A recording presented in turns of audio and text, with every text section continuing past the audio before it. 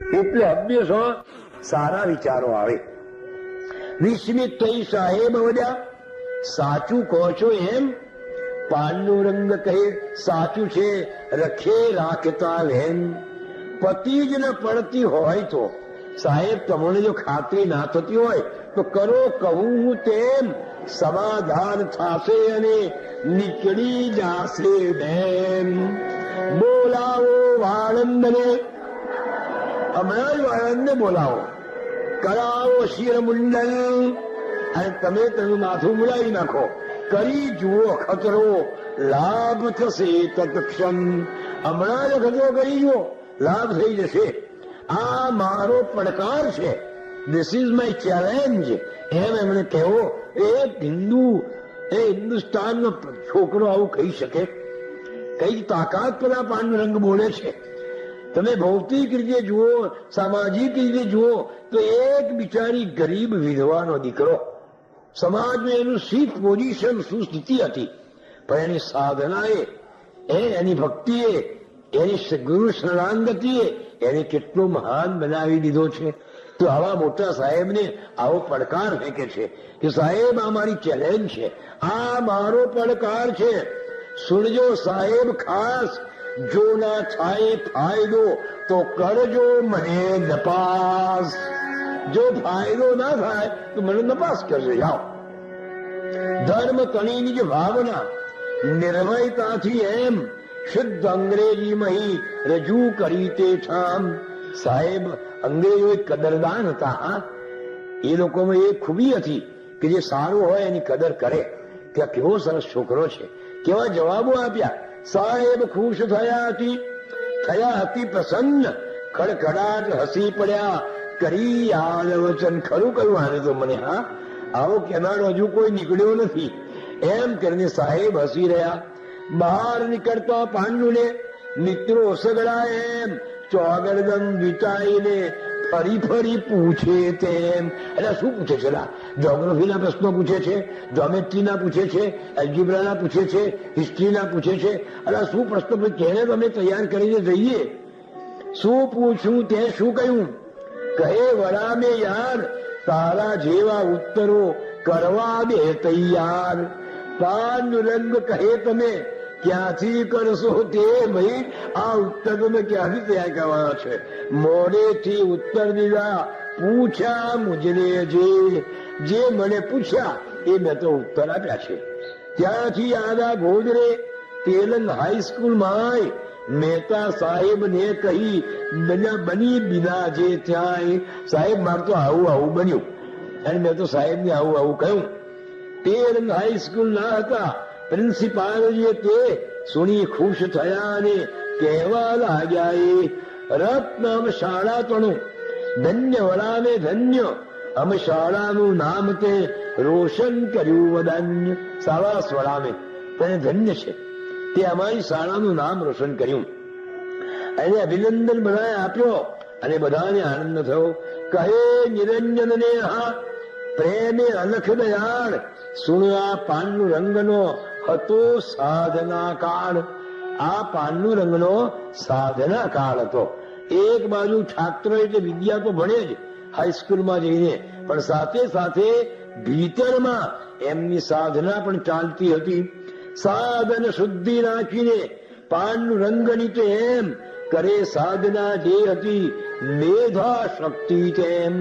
જો સાધનાથી મેધા શક્તિ ખીલે છે, તેજસ્વી ખૂબ થઈ અને જાજો આત્મવિશ્વાસ, શ્રદ્ધા સદગુરુ શરણની એના મૂળમાં ખાસ.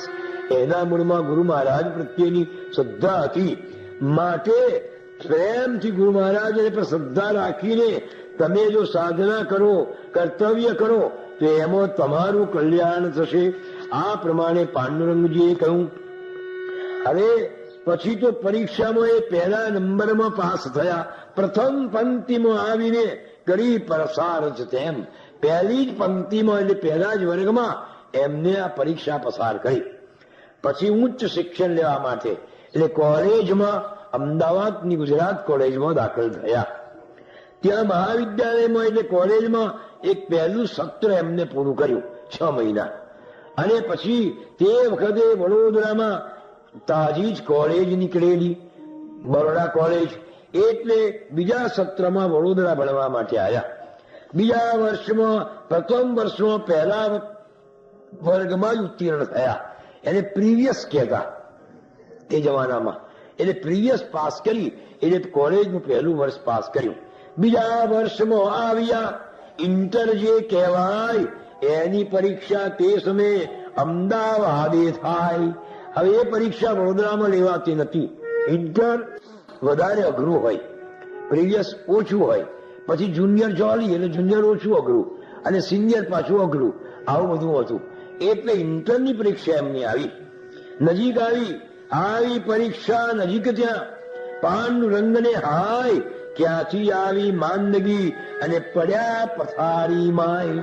જ્યાં પરીક્ષા નજીક આવી એટલે એમને માદા પડ્યા. વડોદરાના વૈદ્યોની દવા કરી, ઘણી લીધી, પણ મચ્યું ના. એટલે માએ સંદેશો કેવડાયો કે બેટા હવે ગોધરા આવી જા, અહીંયા તારી દવા કરીશું. દવા કરી માએ, અને ત્યાં ગોધરાના વૈદ્યોની દવા ચાલી. અશક્તિ એવી આવી ગઈ કે પથારી છોડાય ના, શરીર તો ક્ષીણ થઈ ગયું, અને મુખથી ના બોલાય. ધીમે બોલતા કષ્ટ અતિશય થાય. બોલાય પણ ના, બેઠું રહેવાય ના, શરીર ધ્રુજા કરે. આવી રીતે માંદગી અડ્ડો નાખીને પડી. પરીક્ષા આવી રહી હતી. એટલે બધાએ કહું કે તમે આ પરીક્ષા આપશો ના, કઈ વાંચ્યું નથી, આટલા બધા મોડા પડ્યા છો, અને આ પરીક્ષામાં નપાસ થશો, તમારી કારકિર્દી બગડશે. સગા સ્નેહીઓ આપતા સલાહ વારંવાર ના આપીશે. હે ભાઈ, તું પરીક્ષા આવાર, તું પરીક્ષા ના આપીશ, આવતી સાલ આપજે. તારું શરીર ક્ષીણ છે, અશક્તિ છે, હાથ ધ્રુજે છે, માટે આવું કશું તમે આપશો નહીં. માએ પણ કહું કે બેટા ના આપે તો સારું, પરીક્ષા, તારું શરીર તો જો. પણ પાંડુરંગ કહે છે મારે તો આપવું જ છે. માત ભ્રાત પણ વિનવે, ન આપો તો ઠીક, આ વર્ષે આ પરીક્ષા લાગે અમને બીક. માજી કહે છે કે તું નપાસ થઈશ. હા, આ વાંચ્યું તો છે ને, આટલો મોડો છું. કદાચ જો નિષ્ફળ જશો તો જાશે તમારી લાજ, કલંક લાગશે કીર્તિને, માનો અમારું આજ. લોકો કહેશે નપાસ થયો, અને તમારી કારકિર્દી બગડી જશે. પાંડુરંગ કહે છે માં તું ચિંતા ના કરીશ, હું કદી નપાસ થવાનો નથી. કેવી એની શ્રદ્ધા છે, અફર છે મારો નિર્ણય. ત્યાં તો પાંડુરંગના એક બંગાળી સાધુ હતા, સંન્યાસી. એ બંગાળના હતા, ખૂબ વિદ્વાન હતા, અને જ્યોતિષશાસ્ત્રને ખૂબ જાણનારા હતા. એ શાસ્ત્રી, એ બંગાળી સાધુ ત્યાં આવી પહોંચ્યા. એટલે માએ પૂછ્યું કે જોને આ માનતો નથી, અને પરીક્ષા આપવા જવાની ઝક લઈને બેઠો છે, શરીરમાં તો શક્તિ નથી. એટલે પેલા સંન્યાસીએ કુંડળી મંગાવી એમની, અને જોઈ અને કુંડળીમાં ભવિષ્ય વાંચવા મળ્યા. અને પછી બરાબર મોઢું ઉદાસ કરીને, આંખો ચક્કર વક્કર કરીને પેલા સંન્યાસી કહેવા લાગ્યા, ગણતરી કરી, ગોચર મૂક્યું, અને પછી કહેવા લાગ્યા, માથું ધુણાવી દુઃખથી બોલ્યા ધીમે સાદ, હમણાં ગ્રહ સારા નથી, નિષ્ફળ થાશો ખચિત, માટે પરીક્ષા આપવા ના જાશો હે મિત્ર. ભાઈ, અમે તારા ગ્રહો સારા નથી, તું નપાસ જ થવાનો છું, મને પરીક્ષા આપવાના દઈશ. પણ જેને વિશ્વાસ છે અટલ સદગુરુ માય, ગ્રહ તેને શું કરી શકે, સમર્થની છે સાય. જેને ભગવાન પર શ્રદ્ધા છે એને ગ્રહો નડી શકતા નથી. જેના સર પર સદગુરુ કૃપા, ગ્રહો બાપડા કોણ, અશુભ પણ શુભ થાય જ્યાં, રાખે સદગુરુ ત્રાણ. સગા સંબંધી વૈદ્યો બધા ના પાડે છે, પણ પાંડુરંગ કહે છે કે હું તો જવાનો જ, અને પાસ પણ થવાનો જ. જો નિશ્ચય અફર છે, સૂળ નિરંજનો નિશ્ચય અફર છે, સૂળ નિરંજન બાળ ધાર્યું સર્વ કરી શકે, જોતા કંપે કાળ. એક જ નિશ્ચય આ જગતમાં, ધાર્યું સર્વ કરી શકે. જેનો એક નિશ્ચય છે એ આ જગતમાં જે ધારે તે કરી શકે. પરીક્ષાના દિવસો આવ્યા. વૈદ્યની પાસે ગયા કે મને દવાની શીશી ભરી આપો. તમે કહેશો એમ દવા કલાકે અડધા કલાકે હું દવા ખાયા કરીશ, પણ મારે પરીક્ષા આપવા તો જવું છે. બસ બિસ્તરો તૈયાર કર્યો, ચોપડીઓની થેલી લીધી, ઔષધની શીશીઓ લીધી, ભાથું માએ બાંધી આપ્યું કે બહારનું ખાવાનું નથી થઈ, એટલે માએ બનાવી આપ્યું જમવાનું અને સાથે લઈને નીકળ્યા. હવે એકલાને મોકલાઈ નહીં, એટલે વિશ્વનાથને ગોધરાથી નીકળવાનું અને અમદાવાદ જવાનું. એટલે વિશ્વનાથ સરપોતદાર જે હતા એને માજીએ કહ્યું, ભાઈ તું સાથે જા, કારણ કે એકલો આ કેમ કરીને જશે, શરીરમાં શક્તિ તો નથી. એટલે વિશ્વનાથને મોકલ્યા હતા. આવી ઘોડા ગાડીને પાંડુરંગને એમ જેમ તેમ જાળી ચડાવ્યા. ઘોડા ગાડીએ તેમ ઘોડા ગાડીમાં ચડાય પણ નહીં, એટલી બધી અશક્તિ, છતાંય જેમ તેમ ઉપર ચડાવ્યા. વિશ્વનાથ બેઠા અને ગાડી વાને જાય. ઘોડાને હંકાર્યો, અરર ત્યાં તો હાય. શું થયું? સામેથી આવી પડ્યા સંન્યાસીજી ત્યાંય. પૈ ફાળ માજી હૃદય અપસુકન થયા હાય. સામો જો મુંડન કરેલો સાધુ મળે તો અપસુકન ગણાય છે. પેલા મળ્યા એટલે માજીના મનમાં ફાળ પડી ગઈ. યતિવર બોલ્યા વ્યંગમાં, શું કરવાતું જાય? અને એટલો ભાઈબંધ બંગાળી સાધુ હતો એટલે વ્યંગમાં બોલ્યો, અરે શું કરવા જાય છે? જો યતિ વખત કે છે ને, નિષ્ફળતા નક્કી તને મળવાની છે ત્યાંય. ભાઈ તું નપાસ જ થવાનો છે, શું કરવા જાય છે? આવું પાછું બોલ્યા. પાંડુરંગ બધા હસી, મારે માથે સમર્થ સદગુરુ જે ગાજી રહ્યો, વાણી તમારી વ્યર્થ.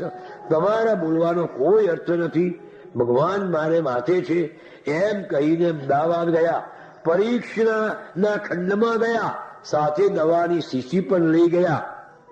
ત્યાં ગયા પછી પેલો મુસાફરી કરીને રેલવેની અને આ ઘોડાગાડીઓમાં બેઠા, એટલે ત્યાં ગયા પછી તબિયત બગડી, હાથ ધ્રુજવા લાગ્યા, આમ થાય, કશું લખાય નહીં. એટલે પેલા જે સુપરવાઇઝર હતો એને વિનંતી કરી કે મારાથી લખાતું નથી, મને એક લખનાર એટલે લહિયો આપો. એક લહિયો સહાયક આપ્યો. પાંડુરંગ બોલે ને પેલો લખે. એવી રીતે જોડણી વિરામ ચિહ્નો એ બધાની ભૂલ કે આની અહીં જોડણી આમ કર, આમ લખ, એવી બધી ભૂલો કાઢીને પેલાની પાસે સુંદર લીટી લખાવે. આમ પરીક્ષા આપીને આવ્યા પોતે ઘેર. માત ભ્રાત ને સ્નેહીઓ હૃદય ક્યાં બહુ પેર. પાંડુરંગ બધાને કહેવા લાગ્યા કે હું પાસ થવાનો જ છું, હું નપાસ થવાનો નથી. અને માજીને શું કહ્યું? તે જમાનામાં પેપરમાં નંબર છપાય, એની એટલે માજીને કહેવા લાગ્યા, જો છાપામાં ના કરી છપાય મારું નામ તો સમજો કે છાપનારે ભૂલ કરી છે. આમ એ છાપનારની ભૂલ છે. કેટલી જબરજસ્ત એની આત્મશ્રદ્ધા છે. શું કહ્યું માજીને કે જો પેપરમાં મારું નામ ન આવે પાસમાં તો એ મારી નહીં, એ છાપનારની ભૂલ હશે, પણ હું તો પાસ થવાનો જ છું. દિવસો કઈ ગયા અને બહાર પડ્યું પરિણામ. બીજા વર્ગમાં પાંડુરંગ સફળ થયા તે ઠામ. સેકન્ડ ક્લાસ પાસ થયા. બાપજી કહેતા કે મારું ફર્સ્ટ ક્લાસ ના આવ્યું એટલું થયું ભાઈ, પણ સેકન્ડ ક્લાસમાં તો હું પાસ થયો કે છે. જાણવી સગળા સ્નેહીઓ પામ્યા હર્ષય પાર. ધન્યવાદ દેવા સહુ દોડ્યા તેણી વાર. બધાએ અભિનંદન આપ્યા અને બધાને એમને સરસ કર્યું. પેલા સ્વામી પણ આવ્યા કે પાંડુરંગ તમે તો પાસ થઈ ગયા. એટલે પાંડુરંગ બોલ્યા, સ્વામી તમારું ટીપણું ખોટું પડ્યું આજ, માટે એને ફાડીને ફેંકી દો હમણાં જ. આ તમારું ટીપણું ખોટું પડ્યું છે, ફાડીને ફેંકી દો. ટીપણું જોઈ કહ્યું હતું કે થાવામાં નિષ્ફળ, પણ ગુરુ કૃપાથી આજ હું જુઓ થયો સફળ. તમારા ટીપણાએ તો ના પાડી હતી કે નપાસ થવાનો છે, પણ હું તો સફળ થઈ ગયો. સ્વામી કહે શું કરવું ભાઈ? કલયુગ આવ્યો આજ, શાસ્ત્રો પણ ખોટા પડે, ગઈ જ્યોતિષીની લાજ. ભાઈ આ કળિયુગમાં તો શાસ્ત્રો ખોટા પડવા લાગ્યા. એટલે પાંડુરંગે કહ્યું, જયારે જોયું ત્યારે સતયુગ હતો, તે વખતે કળિયુગ તો હતો. સ્વામીજી શું બોલે બિચારા? ભાઈ ત્યાં તો મને પણ ખોટો પાડ્યો કે છે. આમ બધા પ્રેમથી વાર્તાલાપ કરીને ગયા. અલગજી કહે છે કે આખી ઘટના નો તું સાર શું સમજ્યો? પાન રંગનો દેહ અશક્ત હતો, બીજા પાસે રખાયું તોય અને બીમારીમાં કશું વંચાયું નતું, તોય પાનનો રંગ બીજા વર્ષમાં પાસ થયા, બીજા વર્ગમાં પાસ થયા. આવો કઈ જાદુ નતો કઈ ચમત્કાર, પણ શ્રદ્ધા નિજ ગુરુ ચરણની તેનો આવિષ્કાર. પણ એને પોતાના ગુરુના ચરણ પ્રત્યેની શ્રદ્ધા હતી, એનું આ પ્રગટીકરણ હતું. શ્રદ્ધાથી પર્વત ચડે તરે સમુદ્ર અગાધ, શ્રદ્ધાથી જળ પથ્થરો બને દેવ સાક્ષાત. આ મૂર્તિના પથ્થરો તો જળ પથ્થર છે, પણ આપણી શ્રદ્ધા એમાં દેવત્વ જગાડે છે. એટલે મુખ્ય શ્રદ્ધાનો વિષય છે. માટે શ્રદ્ધા રાખીને કરવા સઘળા કામ. શ્રદ્ધા આપે શક્તિને, શ્રદ્ધા આપે હામ. મારે શ્રદ્ધા રાખો ભાઈ. કેટલો બધો એમને ગુરુ પર વિશ્વાસ હતો કે ભાઈ હું પાસ થવાનો છે. મેં તો કહ્યું વિઠ્ઠલ પંત ની પાસે હવે કોઈ એવું હતું નહીં, ખાસ મૂડી રોકાણ નતું. વિઠ્ઠલ પંત ન ભાવતા ટૂંકા વેતન માય, કરી કસરને જે કઈ બચાવતા હતા ત્યાંય. તે મોકલતા દેવડે માત પિતાને કાજ, પોતે મૂડી એકઠી કરીને ભાવી કાજ. વિઠ્ઠલ પંતે પૈસોય રાખ્યો નતો, બધું જ આપી દીધું હતું. એટલે વૃત્તિથી જીવ્યા હતા અને કશું ધન ભેગું કર્યું નતું. એટલામાં તો કાળ એમને ભરખી ગયો. રૂકમાંબા પણ સિંહણ હતા, દીકરાઓને મોટા કર્યા, કોઈની પાસે હાથ ધર્યો ના, એ કોણ હકનું કોઈ દાડો લીધું ના. તેથી એમની પાસે કોઈ રકમ ભેગી થઈ નથી. હવે આ પાસ થઈ ગયા. આછું પાતળું જે ઘરમાં હતું તે વપરાઈ ગયું હતું. હવે પાંડુરંગને વડોદરા ભણવાનું થયું. ઇન્ટરમાં પાસ થઈ ગયા એટલે જુનિયર બીએમાં આવ્યા. હવે આ છેલ્લો દિવસ હતો. 2 દિવસ અગાઉ વડોદરામાં ગયા અને છેલ્લા દિવસે ફી ભરવાની હતી. એ જમાનામાં માફી જેવું હતું જ નહીં, બધાને ફી ભરવી પડે અને ફી ભરે એ જ ભણે. પ્રથમ સત્રના શુલ્કનો કેવો કરવો ઘાટ. આ પહેલી ટર્મની ફી ક્યાંથી ભરવી? મારી પાસે પૈસો નતો, પાંડુરંગ પાસે નતો. ઘરમાં દામ મળે નહીં, ન ધરવો કોથી હાથ, શુલ્ક ભરાય શી રીતે સમર્યા સદગુરુનાથ. કોઈની પાસે હાથ ધરવો નથી. શુલ્ક એટલે ફી, તો આ ફી કેવી રીતે ભરાય? એટલે જ્યાં પોતાની હોસ્ટેલ છાત્રાલય એ વાત ત્યાં આવી પહોંચ્યા. બધા મિત્રો આવ્યા હતા, બધાની પાસે વાત કરી કે મારી પાસે તો ભાઈ પૈસો નથી. બધાએ કોઈ કે મારી પાસે 5 રૂપિયા વધે છે, પેલું કે મારી પાસે 2 રૂપિયા વધે છે, પેલું કે મારી પાસે બધા સરખા બિચારા 150 રૂપિયા ફી ભરવાની. એ કેમ કરીને ભેગા થાય? કોઈ કે સલાહ આપી કે વડોદરાના પેલા શામળ બેચર કરીને મોટા એક શેઠ છે, પેલા ટોડરમલ કરીને શેઠ છે કે છે, એ બધા વિદ્યાર્થીઓને મદદ કરે છે, તો તેમની પાસે જાઓ. એટલે પાંડુરંગ બોલ્યા કે માગી ભીખીને મારે ભણવું નથી, માગી ભીખીને મેળવે કદી ન સરસે કામ. એટલે મિત્રો મૂંઝવણમાં પડી ગયા. દાન થાળા ફંડમાં અથવા તો કોઈ સ્કોલરશીપ માટે અરજી કરો. પાંડુરંગે કહ્યું અરજી કરવાનો જ નથી, મારે વળી વિનંતી શાની, લોકોને શું કરવાની? જો ભાઈ આ બધાને નવાઈ લાગી, દુઃખ થયું કે જો આજે ફી નહીં ભરાય કાલે તો આ પાંડુરંગને ફરી દાખલ નહીં કરે, એનું એડમિશન જતું રહેશે. હવે શું થાય? જોઈ મુજવણ મિત્રની પાંડુરંગ તત્કાર, વજા હસી ખડખડ હા તું આણી ગમભાણ. અરે તું શું કરવા મુજાય છે? જો એની કેવી શ્રદ્ધા છે. જો પ્રભુની ઈચ્છા હશે ભણાવવાની એમ મુજને, તો એ શુલ્કની કરશે વ્યવસ્થા તેમ. જો ભગવાનને મને ભણાવવું હશે તો ફીની વ્યવસ્થા કરી દેશે. જો કાળ સુધીમાં શુલ્કની વ્યવસ્થા નહીં થાય તો સમજીશ કે પ્રભુ તણી ઈચ્છા નથી કઈ હાય. તો સમજીશ કે ભગવાનની ઈચ્છા નથી મને ભણાવવાની. ચાલો આટલું ભણે આપણે. માટે ચિંતા છોડીને રહો આનંદે મસ્ત.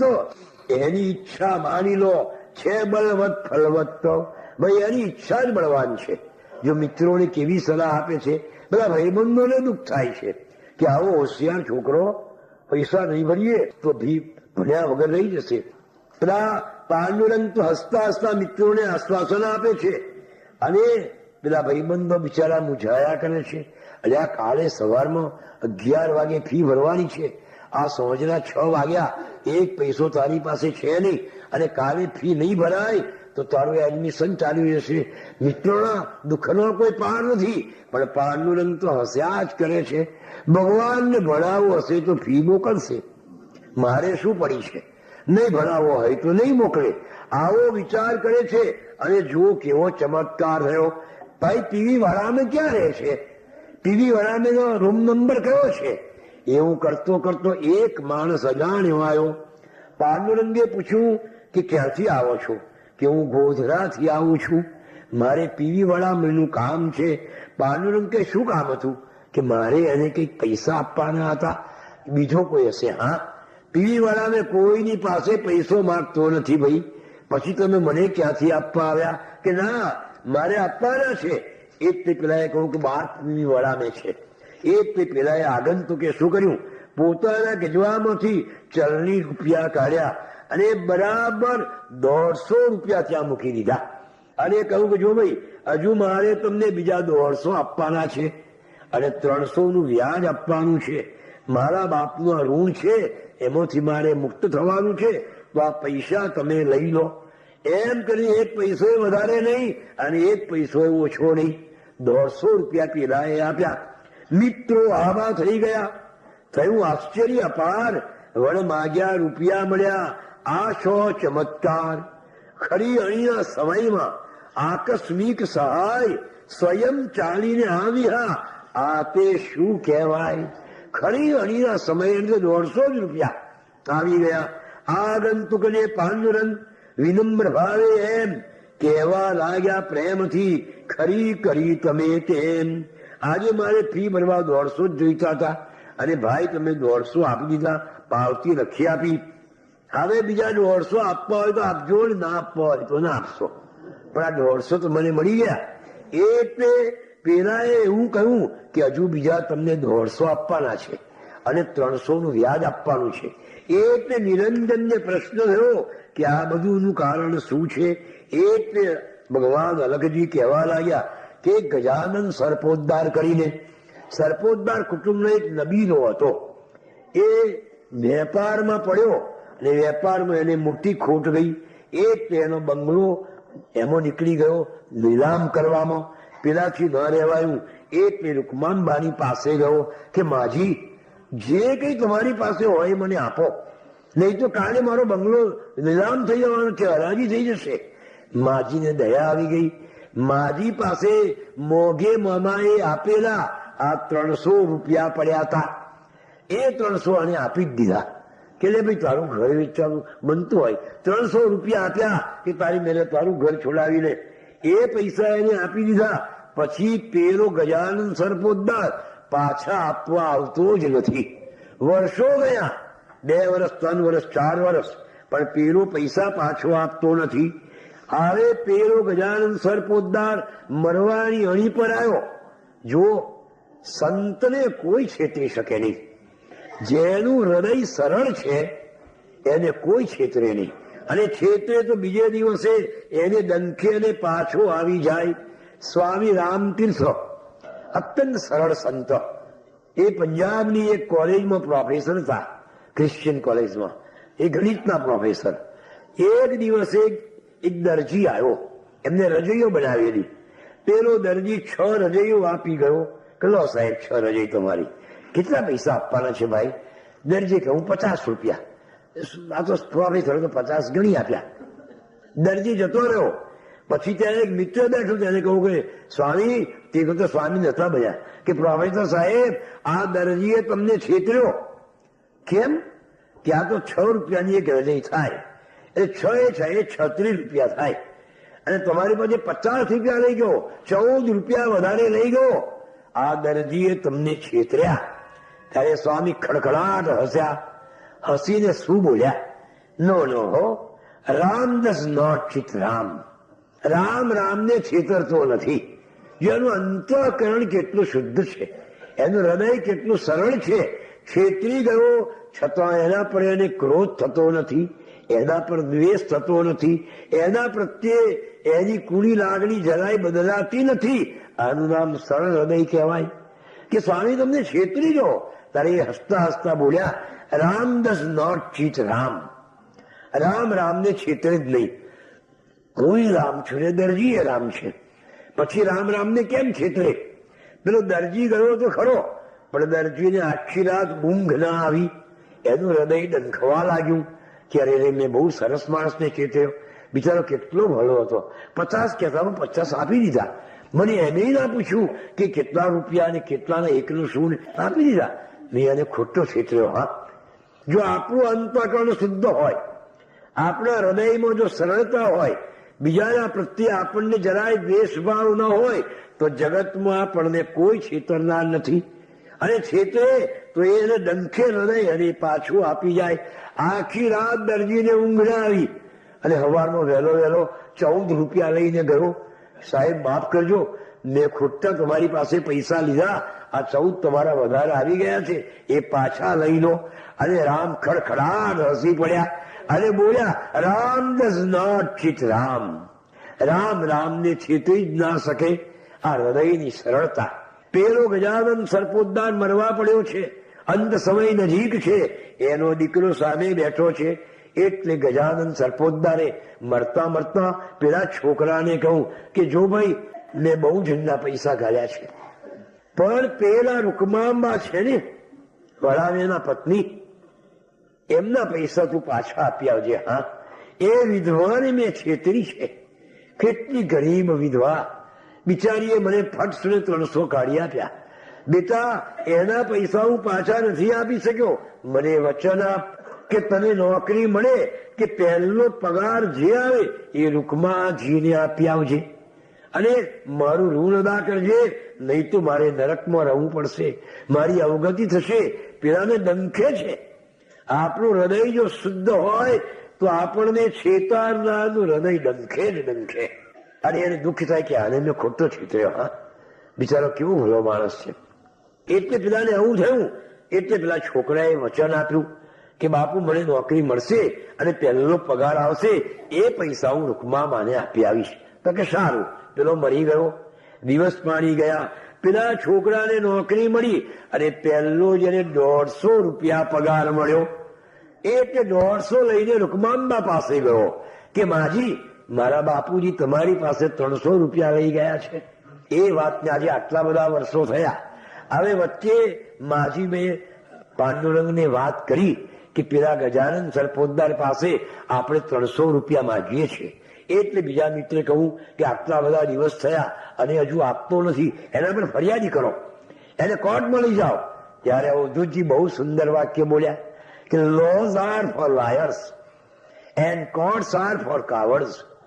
મારે કોઈને કોર્ટમાં દોઈ જવા નથી ને મારે કોર્ટમાં જવું નથી. આ જે લોઝ આર ફોર લાયર્સ, આ જે કાયદાઓ છે એ જુઠ્ઠાઓ માટે છે, અને કોર્ટ્સ આર ફોર કાવર્ડ્સ, અને જે આ કોર્ટો છે એ બાયલાઓ માટે છે. એટલે મારે કોર્ટમાં જવું નથી. એ વખતે બોલ્યા કે જુઠ્ઠા માટે કાયદા અને કચેરી કાયર માટે એ કઈ મારે એ કઈ ના ખપે, મારી અવળી વાટ. મારો રસ્તો તો કોઈ જુદો જ છે. મારે કોઈના ઉપર કેસ કરવો નથી, કોઈને કોર્ટમાં લઈ જવો નથી, અને મારે જવું એ નથી. કારણ કે લોઝ આર ફોર લાયર્સ, કાયદા જુઠ્ઠાઓ માટે છે અને કોર્ટો કાયરો માટે છે. હું કાયર નથી, કઈ નહીં. એમ સમજીશ કે પૂર્વ જન્મનું એનું લેણું હશે. એટલે 300 રૂપિયા લઈ ગયો, અમે ઋણમાંથી મુક્ત થઈ ગયા, એનો મને આનંદ થશે. આવી જાતનું એમને કરેલું. એ જ માણસે 150 રૂપિયા આવ્યો, પણ ક્યારે આવ્યો? ખરી અણીના સમયે. એટલે પેલો બોલ્યો કે 150 રૂપિયા તો તમને આજે આપું છું, હજુ 150 બીજા આપવાના બાકી છે, અને 300 નું જે વ્યાજ થાય એ પણ મારે આપવાનું છે. એટલે આ બોલ્યો. એટલે અવધૂતજી સમજી ગયા કે આ તે જ માણસ છે, એને આ પ્રમાણે પૈસા આવે છે. ભગવાને કહ્યું, અલખ કહે સુન શિષ્ય, આમ અણીના સમયે ફી ભરવાને કાજ આકસ્મિક આવી પડી કેવી મદદ આજ. અલખ કહે સુન શિષ્યએ પાંડુરંગની આમ શ્રદ્ધા કેવું જબરી કેવું કર્યું ચમત્કારિક કામ. શ્રદ્ધાએ કેવું કામ કર્યું, કેવી જબરી હેમની ઈશ પરસ્તી વાહ. શ્રદ્ધાના જોડે વિચરે સદા જે પરવા. બાપજી શું કહેતા, યસ્મત મદિયમ નહીં તત્ પરેશાન. ઘણી વાર આ વાક્ય બોલતા કે યસ્મત મદિયમ નહીં તત્ પરેશાન. જે મારું છે ને એ બીજાનું થવાનું જ નથી, અને જે બીજાનું છે એ મને મળવાનું નથી. આવી એમને શ્રદ્ધા છે. જે મારું છે તે કદી નહીં બીજાનું થાય. ત્રિકાલા બાધિત સત્યએ કદી ન મિથ્યા થાય. ભલે ને ભોગળો ભીડીને ભાગ્ય ત્રણેય દ્વાર. બંધ કરે સજ્જડ ખરે તાળો મારી હજાર. પણ શ્રદ્ધાના સામર્થ્યથી તોય ભાગ્યનો દ્વાર પટપટ ખુલી જાય છે. ક્ષણે ન લાગે વાર. સાંભળ શિષ્ય કહું તને સાધક માટે એમ એક વાત બહુ ધ્યાનમાં રાખવા જેવી તેમ. આ પાંડુરંગ એકલા કોલેજમાં ભણતા નતા, પણ એમની સાધના પણ જોડે જોડે ચાલતી હતી, એટલે એ સાધક પણ હતા. તો સાધકને માટે અગત્યની વસ્તુ કઈ છે, સાધક જો લોભી બને અને રાખે ધન પર પ્રીત, પડે ગહન એ ગર્તમાં સ્થિર ન થાય ચિત્ત. તો પૈસાથી એનું ચિત્ત સ્થિર ન થાય. સાધકની એ સાધનાનું પહેલું સોપાન કયું છે, ધન લોલુપતા નાશ. એને ધનની લોલુપતા ના હોય એ જ સાચો સાધક કહેવાય.